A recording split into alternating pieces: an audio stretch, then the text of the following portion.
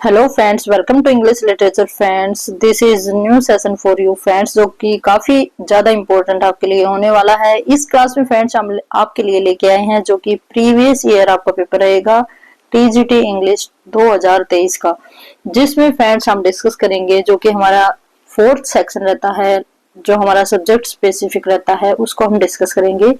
तो काफी इंपॉर्टेंट रहेगा फ्रेंड्स ये आपके लिए, जिसमें हम 60 क्वेश्चंस डिस्कस करेंगे।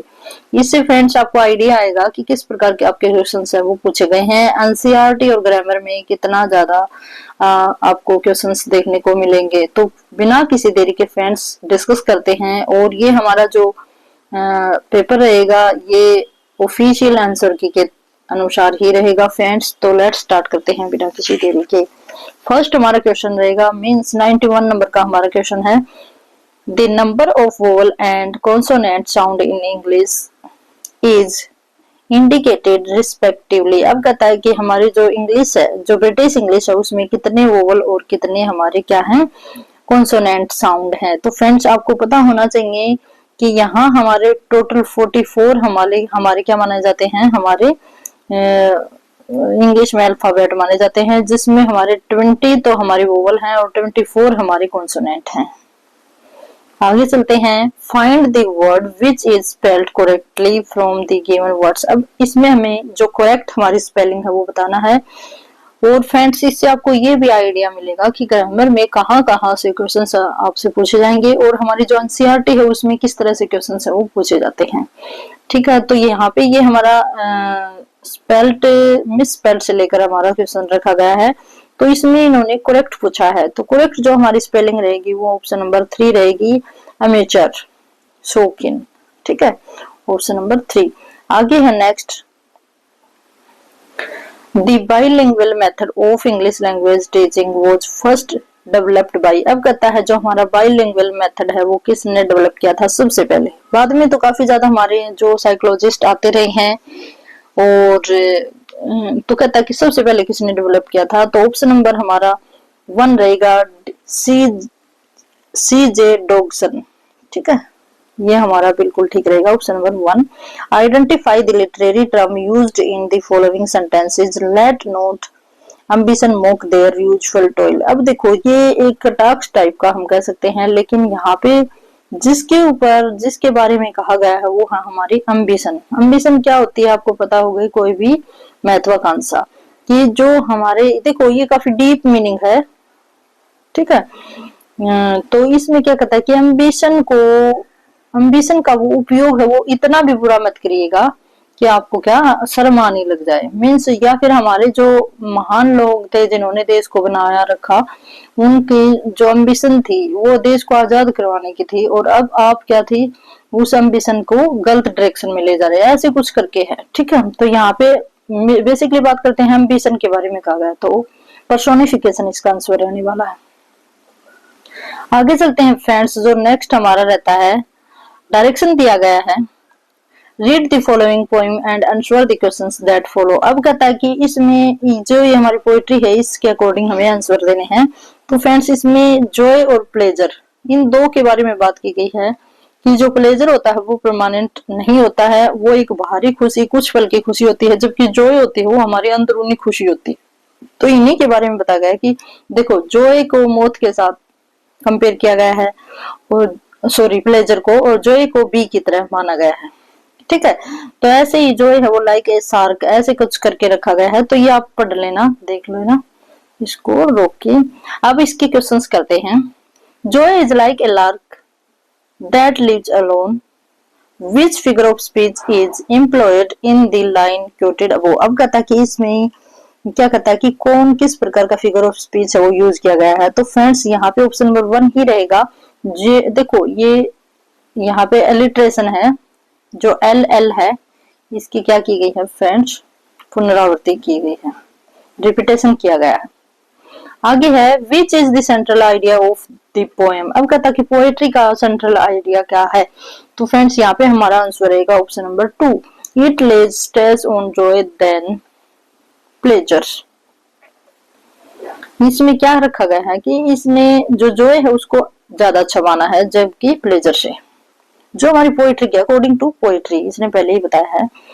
Pleasure is more that sleep by day. अब कहता कि प्लेजर है, उसके बारे में ये लाइन लिखी है, choose the literary device used in the line quoted above. अब कहता है कि इसमें किस प्रकार का डिवाइस यूज किया गया है। तो फ्रेंड्स यहाँ पे हमारा ऑप्शन नंबर 1 रहेगा मेटाफर। मेटाफर क्या होता है, डायरेक्ट किसी से कंपैरिजन करना। देखो प्लेजर हमारी एक क्या है, एब्स्ट्रैक्ट नाउन है, जबकि एक मोथ है वो क्या है, हमारा प्रॉपर नाउन है। ठीक है, तो इन दोनों में ही डिफरेंस कर दिया। जबकि जो सिमिली होती है उसमें ऐसा नहीं होता, सिमिली में एज लाइक एज इस तरह का यूज किया जाता है, इसमें डायरेक्ट कंपैरिजन कर दिया, बिल्कुल दो अलग चीजों का। आगे है, pleasure is like A greedy wasp that plums and carries would devour। in the above lines the word devour means। अब कहता है devour है, उसका क्या मीनिंग है। तो फ्रेंड्स यहाँ पे हमारा आंसर रहेगा option number 4, to eat something eagerly। ठीक है, ये इसका मीनिंग है। never never never again shall it be that this beautiful land will again experience the oppression of one by another। the statement line is A statement by. अब कहता है कि statement दी है। देखो ये हमारा क्वेश्चन रहता है स्टेटमेंट से। एक नेल्सन मंडेला का हमारा चैप्टर है, शायद 9th क्लास में होगा, अच्छी तरह मेरे को याद नहीं, 8th 9th में है, तो उन्होंने इसको कोट किया। ठीक है, आगे चलते हैं।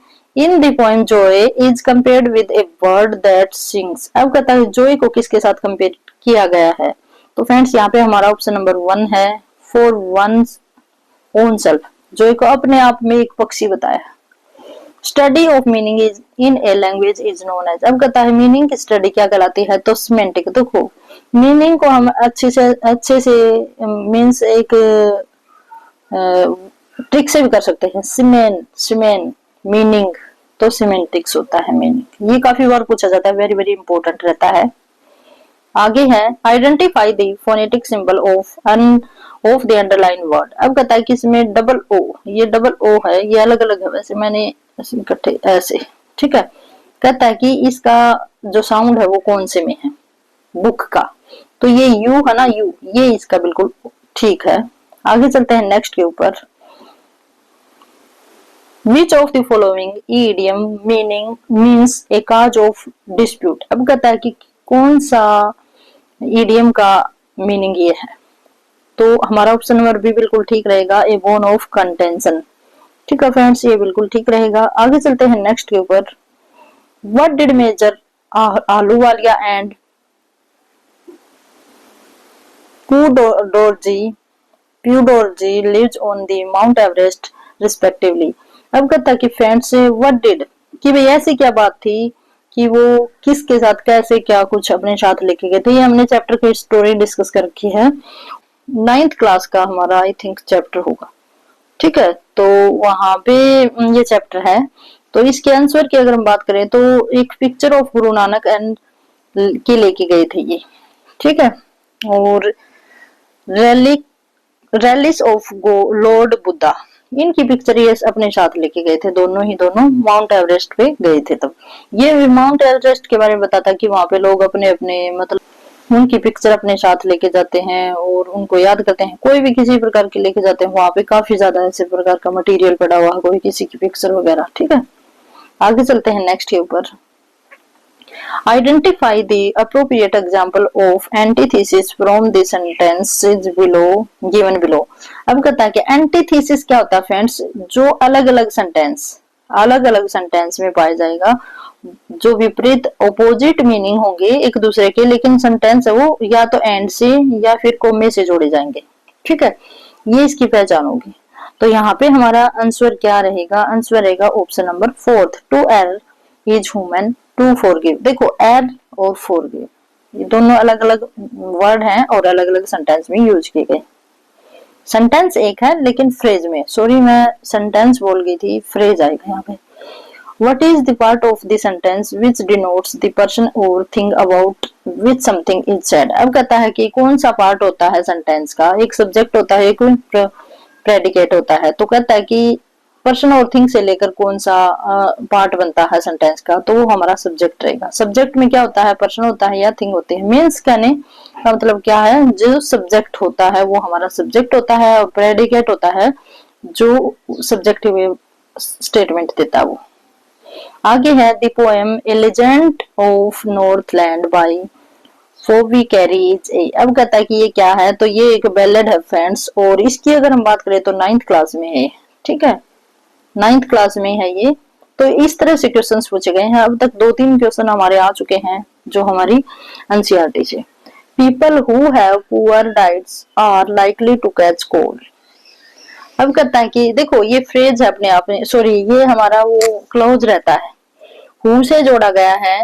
और मैंने एक ट्रिक बताई थी, अगर आप कहोगे तो उस क्लास का मैं लिंक डिस्क्रिप्शन में भी दे दूंगी, जिसमें हमें क्लास हम अच्छी तरह पता लगा सकते हैं। तो ट्रिक की बात करें तो हु जो हमारा कीवर्ड है उससे पहले अगर नाउन आ जाए तो हमारा एडजेक्टिव क्लोज होता है। ये ट्रिक थी, मैंने बताई थी कि अगर किसी कीवर्ड से पहले नाउन आ जाता है तो हमारा एडजेक्टिव क्लोज होता है। ओके, आगे चलते हैं। विच of the following is an abstract noun. अब कहता है कि एब्स्ट्रैक्ट नाउन कौन सा है, तो एब्स्ट्रैक्ट नाउन होते हैं हमारे इनर इमोशन ये वगैरह होते हैं ना, इनर थॉट वगैरह जो हमें शो नहीं होता, ओनली हम उनको एक्सप्रेस कर सकते हैं भावनाओं से। आगे है whose fable is the poem the ant and the cricket adapt from। अब कहता है कि ये जो पोएम है आंट एंड द क्रिकेट है वो कहाँ से अडेप्ट की गई है, तो ये एसोप से, जो कि एक ग्रीक हमारे राइटर हम कह सकते हैं, फिलोसोफर हम कह सकते हैं, उनकी फेबल की जो कलेक्शन है वहां से ये ली गई है। ठीक है, आगे है which of the following word correctly define the ability to deal with any kind of hardship and recover from its effect. कहता है कि ये किससे रिलेटेड है, मीन्स सिनोनिम यहाँ पे पूछा गया है, सॉरी वन वर्ड यहाँ पे पूछा गया है, तो यहाँ पे फ्रेंड्स अगर हम बात करेंगे तो ऑप्शन नंबर ए ही बिल्कुल ठीक रहेगा, रेसिलियंस। ठीक है, रेसिलियंस होता है। आगे चलते हैं नेक्स्ट के ऊपर, ऑप्शन नंबर यहाँ पे 1 आएगा, रेसिलियंस। और ये जो रेट्रोग्रेशन होता है इसका मीनिंग होता है वोर्स, बहुत बुरा, वेरी बैड। आगे है हमारा 12 नंबर का 112 का, 2 roads diverged in a wood and I took the one less traveled by and that has made all the difference. The above lines are extract from which of the following poem। काफी important हमारा ये poetry रहती है जो कि Robert Frost की है, the road not taken, 9th class में है आई थिंक ये। ठीक है, 5th नंबर का हमारा क्वेश्चन आया है एनसीईआरटी से। Identify the correct sequence of language skill. ये काफी इजी हमारा क्वेश्चन रहता है, साइकोलॉजी जहां आप करते हो वहां से रिलेट करता है, वैसे हमारी इंग्लिश पेडागोजी से लिया गया है। तो ऑप्शन नंबर बी बिल्कुल ठीक रहेगा। सबसे पहले लिसनिंग आता है, फिर सबसे पहले हम लिसन करेंगे फिर बोलेंगे। जैसे हम बच्चे को देखते हैं, सबसे पहले वो सुनता है कि हम क्या बोल रहे हैं, फिर वो धीरे धीरे बोलने की कोशिश करता है, फिर वो रीडिंग करने की करेगा, फिर वो राइट डाउन करने की करेगा। तो ऑप्शन नंबर बी बिल्कुल ठीक रहेगा। आगे है in the poem Macavity the mystery cat the ginger cat and Macavity is an embodiment of. अब कहता है कि जो मैकाविटी एक पोइट्री है फ्रेंड्स, ठीक है, जो कि 8th क्लास की है। ये हमारा 7 नंबर का क्वेश्चन आया है एनसीईआरटी से। तो कहता है कि फ्रेंड्स ये किसका एम्बॉडीमेंट है, तो इसकी अगर हम बात करें तो ऑप्शन नंबर 2 बिल्कुल ठीक रहेगा। प्रोफेसर मैरियर्टी है, उन्होंने मैकाविटी नाम का कैरेक्टर बनाया है। ठीक है, जो एम्बॉडीमेंट होता है कई ज्यादा यहाँ पे कैरेक्टर्स दिखाए गए। Which of the following sentence is framed according to the pattern given below. अब कहता है कि इस पैटर्न से कौन सा सेंटेंस बनता है इन चारों में से। सबसे पहले हमारा क्या आना चाहिए, सब्जेक्ट, फिर वर्ब है, फिर नाउन, प्रोनाउन और एडजेक्टिव है। तो देखो इजराइल ये भी सब्जेक्ट, ये भी सब्जेक्ट, ये तीनों में तो ये सेम है। फिर वर्ब आनी चाहिए, अटैक्ट, ये सारे ठीक है। फिर आना चाहिए हमारा एडजेक्टिव।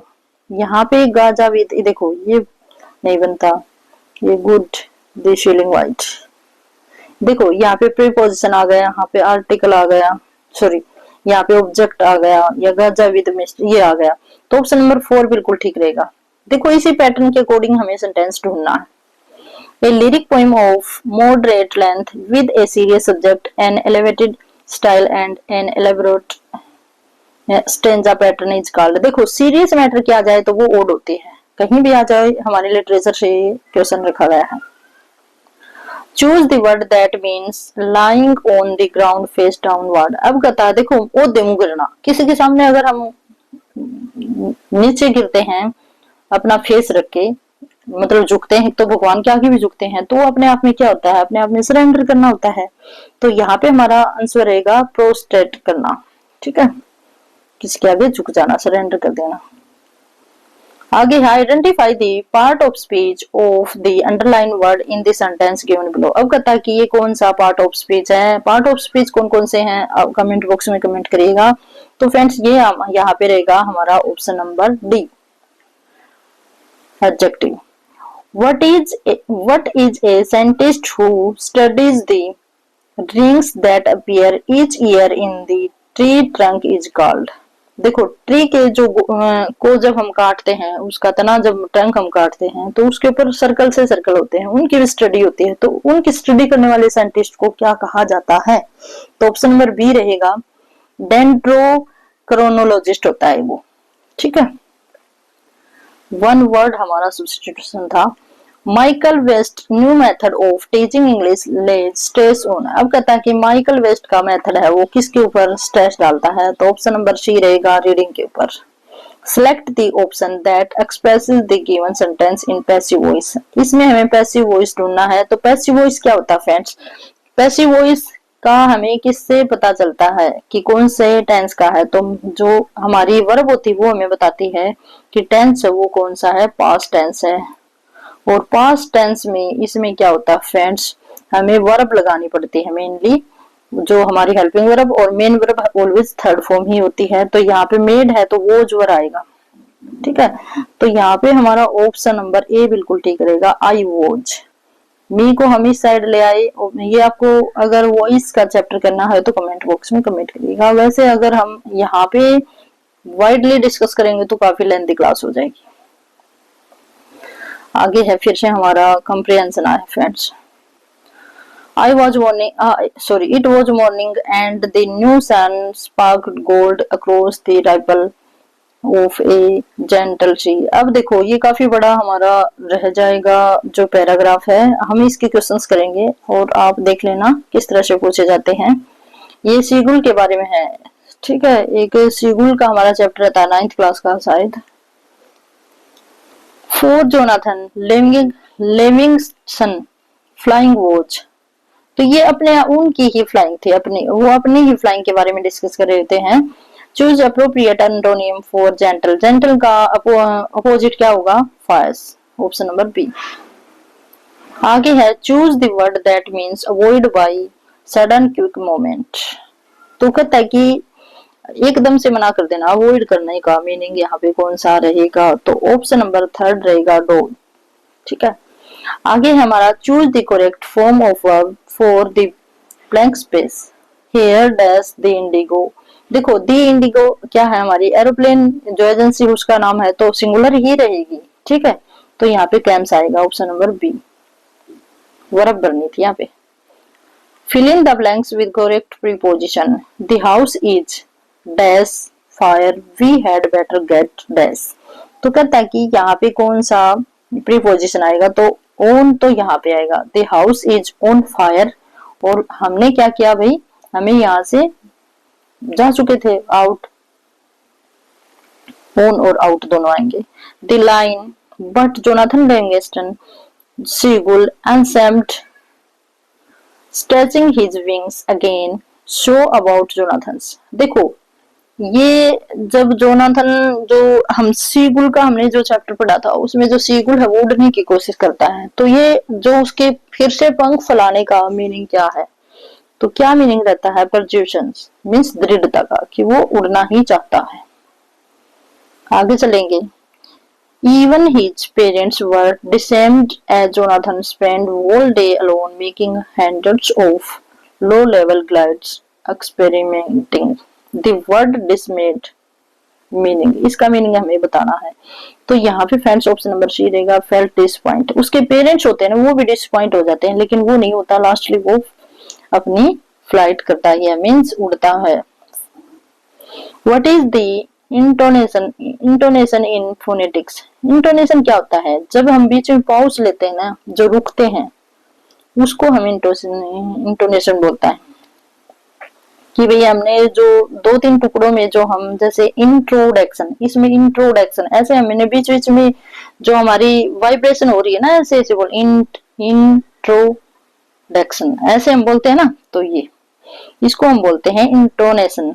तो ये कहता है कि ये कौन सी है, तो ऑप्शन नंबर ए ही है कि अल्ट्रेशन ऑफ वॉइस, पिच और टोन इन स्पीच। जो अल्ट्रेशन होती है ना वॉइस में, पिच और टोन की, वही हमारी क्या होती है? इंटोनेशन होती है। आगे चलते हैं नेक्स्ट के ऊपर। Fill in the blanks with the most suitable phrasal verb. Phrasal verb हमें फिल करना है। The meaning was dash due to pandemic. The meeting was dash, the meeting was dash due to pandemic. तो यहाँ पे जो महामारी के कारण जो मीटिंग है वो कैंसिल कर दी गई, तो यहाँ पे हमारा ऑप्शन नंबर ए ही रहेगा, कॉल्ड ऑफ। आगे, व्हाट इज लिंगुआ फ्रांसा। ये लिंगुआ फ्रांसा क्या होता है फ्रेंड्स? तो इसका जो आंसर रहेगा वो रहेगा option number B, the shared language of communication used by people belonging to different. देखो, अलग अलग लैंग्वेज के लोग जब आपस में जब बातें करते हैं तो जिस प्रकार की वो लैंग्वेज यूज करते हैं, मीन्स प्रॉपरली एक लैंग्वेज दूसरे को समझ नहीं आती, लेकिन फिर भी वो अपने इंप्रेशन, हाथों के इशारों से बात करते हैं, उसी को हम क्या बोलते हैं? लिंगुआ फ्रैंका बोलते हैं। Fill in the blank with correct article. Article हमें बनना है MLA, MN आएगा इसमें। A period plan is known lesson plan, ये हमारा फिर से पेडागोजी का क्वेश्चन है। Death is an open field is better than life in a small hut. ये हमारा एनसीईआरटी से क्वेश्चन लिया गया है। तो कहता है कि ये स्टेटमेंट किसने दी है? तो इसकी अगर हम बात करें तो हमारा 7th क्लास की एनसीईआरटी है, चांदनी ने अपने आप से ये बात कही है। आगे चलते हैं। हु रोट लूसी पोएम, ये भी हमारी क्या है? 10th क्लास की है, जो कि वर्ड्सवर्थ के द्वारा लिखी गई है, एनसीईआरटी ही है। What is the moral of the poem dad and the cat and the tree.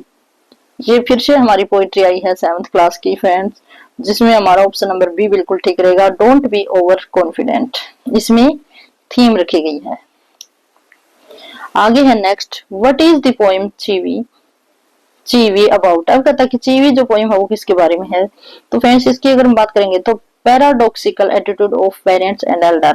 ठीक है, इस प्रकार के जो पैराडॉक्सिकल एनवायरनमेंट को दिखाया गया। ये भी एनसीईआरटी का है 7th क्लास की।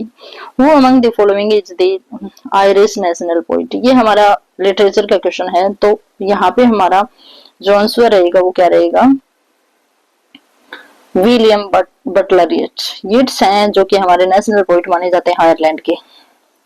आगे है fill in the blank with correct modal auxiliary. Modal हमें फिल करना है, तो हमारा old man dash die, certainty show करना है, तो मस्ट, सर्टेनिटी के लिए क्या आता है? मस्ट आता है। ठीक है फ्रेंड्स, और इसकी अगर हम बात करें, वैसे कैन भी हो सकता है, ज्यादा हम कैन को ही प्रीफर करेंगे क्योंकि हमारी जो की है उसमें भी कैन ही है।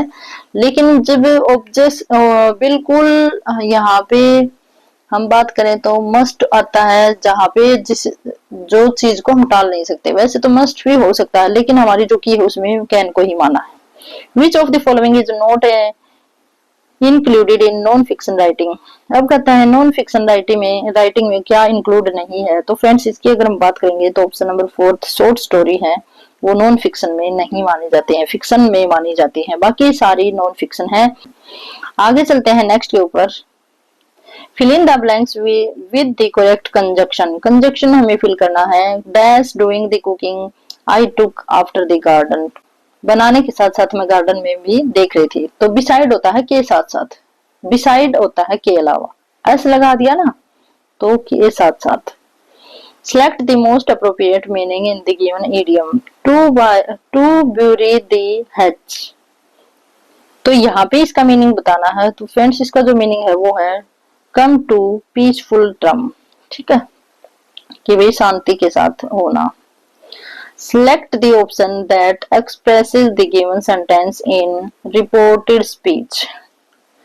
रिपोर्टेड स्पीच बताना है फ्रेंड्स, तो आपको पता होगा रिपोर्टेड स्पीच, अगर आपको होगे तो इनकी भी हम प्रैक्टिस कर लेंगे। तो ऑप्शन नंबर ए बिल्कुल ठीक रहेगा।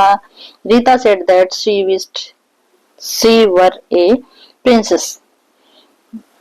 What was the unusual thing about Hafiz in the story The Treasure Within? अब कहता ये फिर से एनसीईआरटी का क्वेश्चन आया है। तो यहाँ पे फ्रेंड्स हमारा जो आंसर रहेगा वो क्या रहेगा, हैविंग ए फोटोग्राफिक मेमोरी। ठीक है, ये उसकी अनयूजुअल थिंग थी भाई हाफिज की।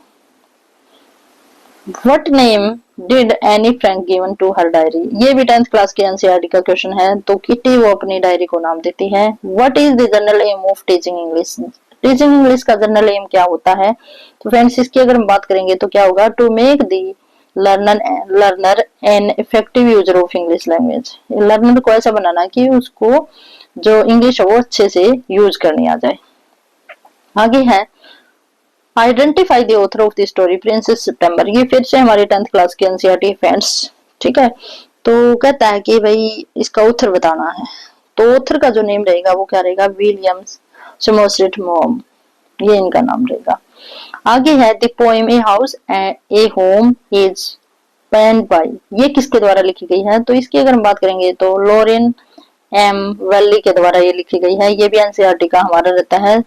और कहाँ से लिया गया है? ये 6th क्लास के एनसीईआरटी। ठीक है, आगे है from which collection this story the 3 questions bye Leo Tolstoy is taken. ये भी हमारे एनसीईआरटी का क्वेश्चन है फ्रेंड्स। इसकी अगर हम बात करेंगे तो ये हमारे शायद 7th क्लास के एनसीईआरटी है। ठीक है, और इसका जो आंसर रहेगा वो रहेगा the man live by and other tales. ये कलेक्शन है फ्रेंड्स, यहाँ से लिया गया है।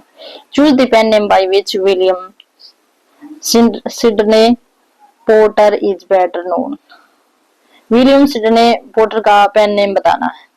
तो वो रहेगा फ्रेंड्स हमारा ओ हेनरी इनका क्या है, पेन नेम है। तो काफी ज्यादा हमारे 12 से 14 क्वेश्चन है वो एनसीईआरटी से लिए गए हैं फ्रेंड्स 2023 के स्टेट में। तो इसी तरह फ्रेंड्स अब भी हमारे स्टेट में क्वेश्चन आने हैं एनसीईआरटी के, जो कि सीरीज हम कर रहे हैं। और अगर आपको क्लास इफेक्टिव लगती है तो फ्रेंड्स ज्यादा से ज्यादा शेयर करिएगा, ताकि मुझे भी मोटिवेशन मिले और आपका भी जो दूसरे जो आपके अदर कैंडिडेट फ्रेंड्स हैं उनका भी अच्छे से एनसीईआरटी प्रॉपर ढंग से तैयार हो जाए। तो इसी के साथ have a good day and best of luck.